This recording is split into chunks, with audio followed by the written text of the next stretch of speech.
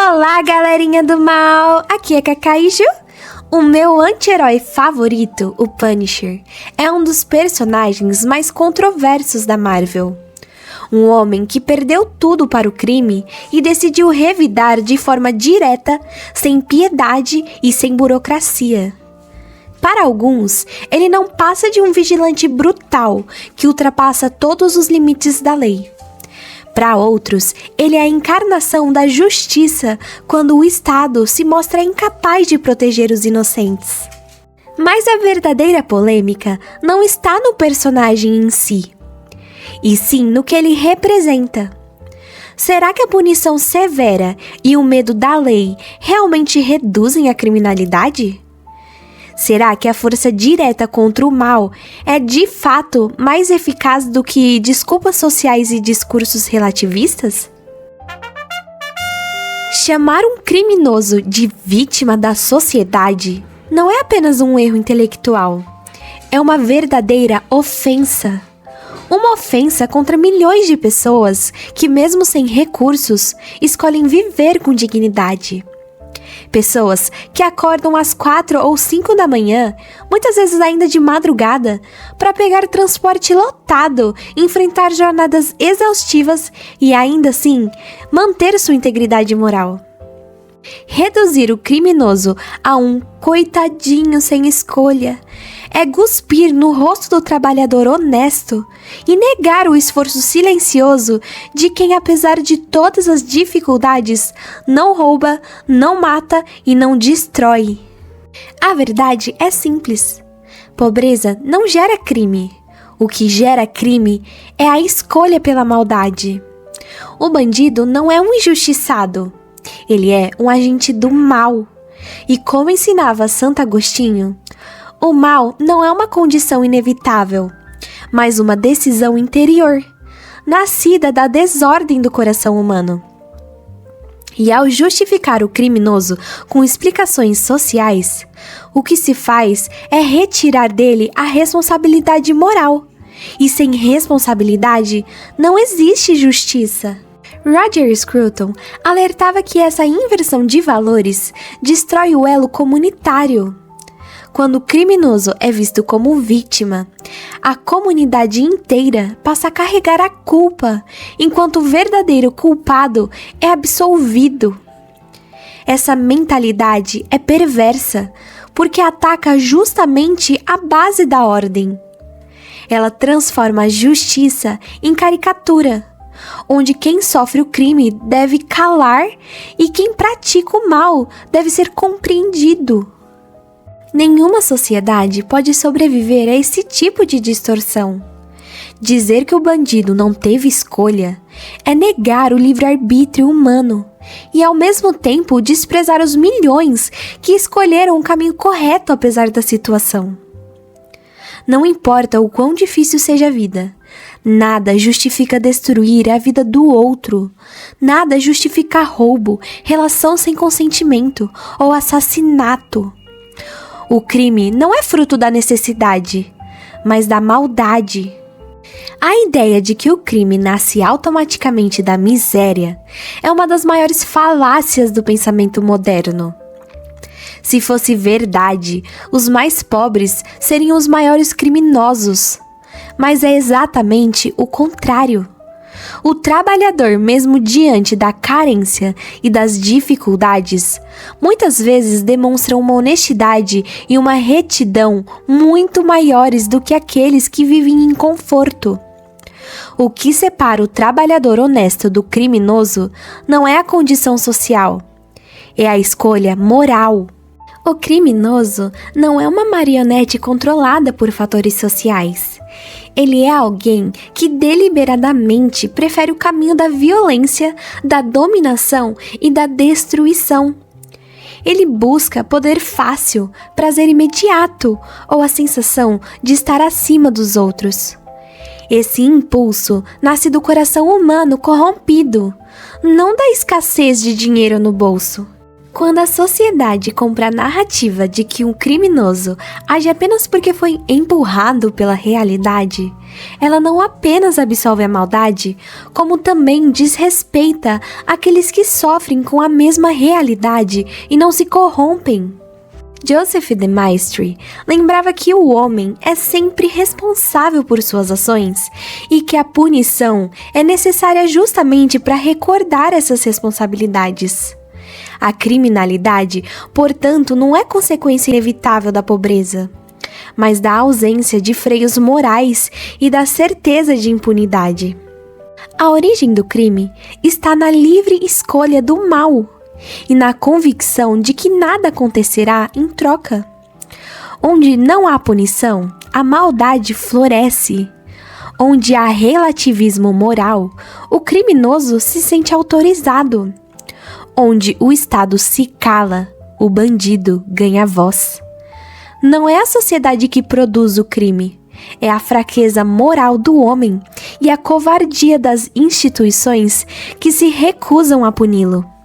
Se o crime nasce da escolha pela maldade, o dever da sociedade é claro: punir. Não por vingança, mas por justiça. Não por ódio, mas por ordem. Sem punição, a vida em comunidade se dissolve no caos. E foi isso que Thomas Hobbes já advertia no Leviatã. Sem a espada da lei, a vida humana se torna solitária, pobre, sórdida, brutal e curta. A punição é o que separa a civilização da barbárie. Mas vivemos hoje em um tempo de covardia institucional. O Estado, que deveria proteger o inocente e punir o culpado, muitas vezes faz exatamente o oposto.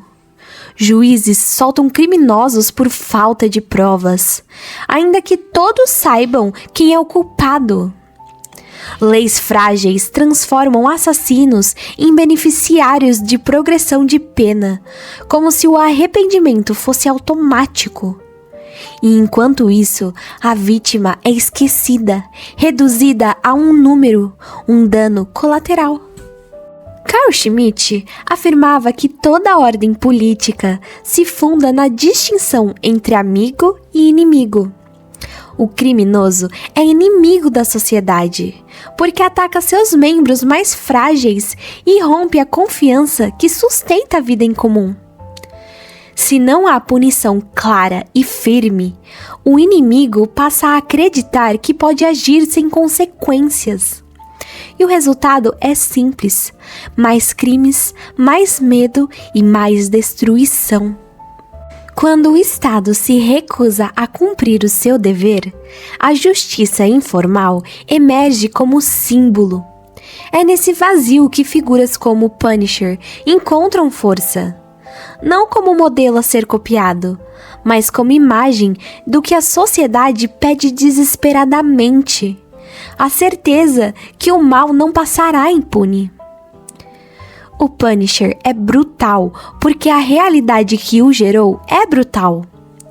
Ele é o reflexo da falha de um sistema que esqueceu sua missão mais básica: punir o mal para proteger o bem. Durante décadas, El Salvador foi sinônimo de violência.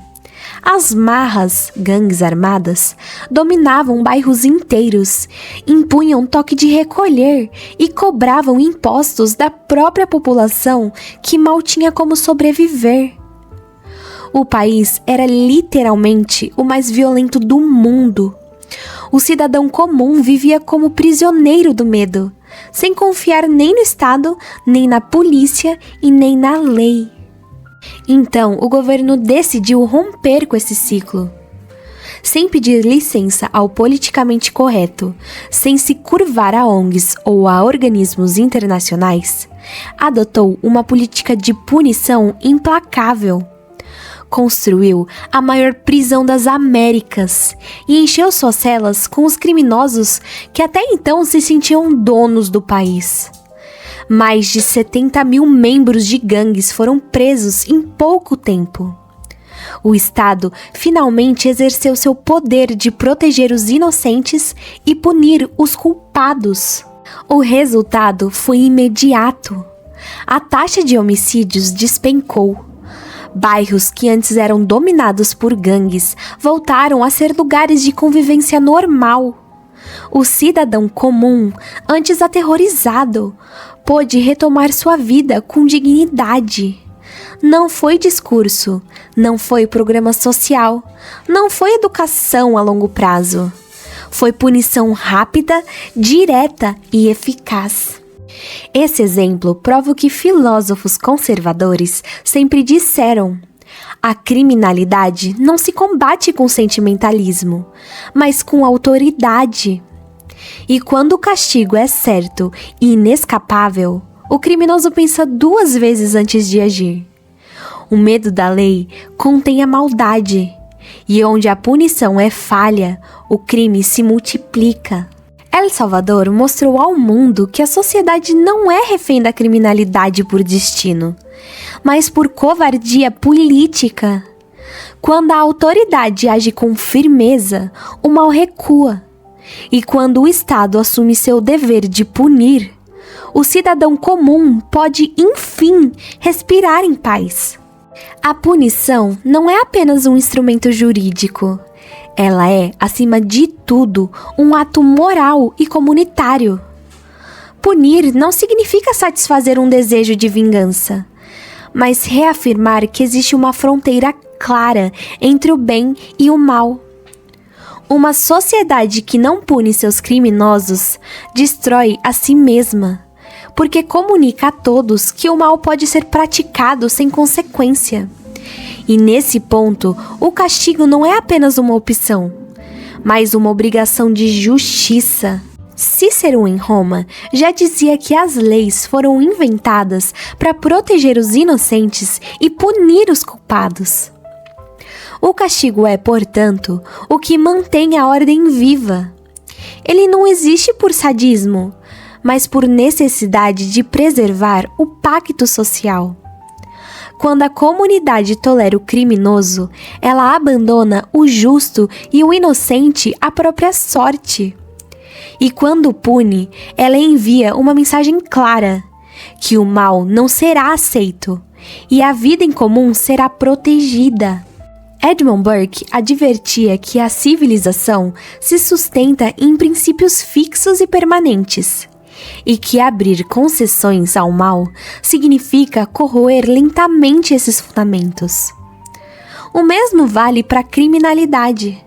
Cada criminoso impune é uma rachadura na parede da ordem. E cada crime não punido é uma traição à comunidade dos justos. E é aqui que a figura do Punisher volta a ser simbólica. Ele não é um herói convencional, mas encarna a verdade incômoda. O mal precisa de resposta imediata e proporcional. Sua brutalidade é, na verdade, um reflexo da brutalidade do próprio crime. E quando o Estado falha, ele surge como metáfora do desejo coletivo de justiça. Um desejo que não pede explicações sociológicas, mas respostas claras. O castigo é, portanto, o último bastião da civilização. É a linha que separa a ordem da anarquia, a dignidade da selvageria, a proteção do inocente da glorificação do bandido. E sem ele, restaria apenas a lei do mais forte. E é exatamente isso que o criminoso deseja. O debate em torno do Punisher não é apenas sobre um personagem de quadrinhos. Ele é, no fundo, um espelho incômodo de um dilema que atravessa todas as sociedades, de como lidar com o mal. Fingir que o criminoso é vítima da sociedade é negar a responsabilidade individual. E negar a responsabilidade é negar a justiça. Essa mentalidade relativista não apenas absolve o bandido, mas também ofende o trabalhador honesto, aquele que prova todos os dias que a pobreza não é desculpa para a maldade. Santo Agostinho ensinava que a ordem nasce quando cada coisa ocupa o seu devido lugar. O crime é a ruptura dessa ordem, e permitir que ele fique impune é desorganizar não apenas a lei, mas a própria alma da comunidade. Roger Scruton advertia que uma sociedade só se sustenta se preservar os seus vínculos de confiança e de lealdade. E quando o Estado protege o criminoso em vez do cidadão, esses vínculos se despedaçam. E Edmund Burke lembrava que o único requisito para o triunfo do mal é que os homens bons não façam nada.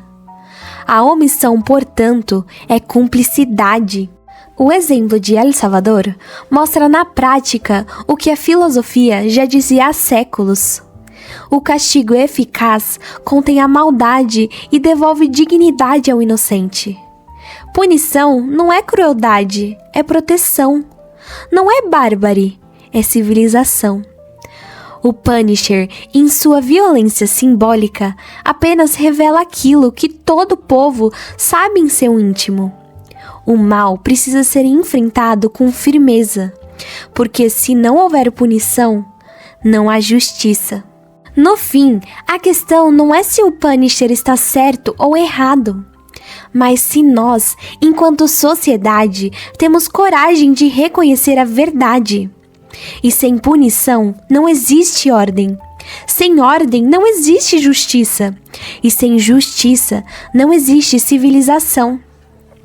O criminoso só prospera quando o Estado se recusa a agir. A verdadeira brutalidade não está no justiceiro. Está na covardia de uma sociedade que prefere desculpar o mal a puni-lo. Agora eu quero saber a sua opinião. Você acha que o Punisher está errado ou ele só mostra uma verdade que muita gente não quer encarar? Comenta aqui embaixo o que você pensa sobre isso. Se concorda comigo, se discorda ou até se acha que existe um meio termo nessa discussão. E não esquece de compartilhar esse vídeo com aquela pessoa que vive repetindo que bandido é vítima da sociedade. Talvez ela precise ouvir uma visão diferente. E se eu não te fiz pensar, pelo menos te irritei.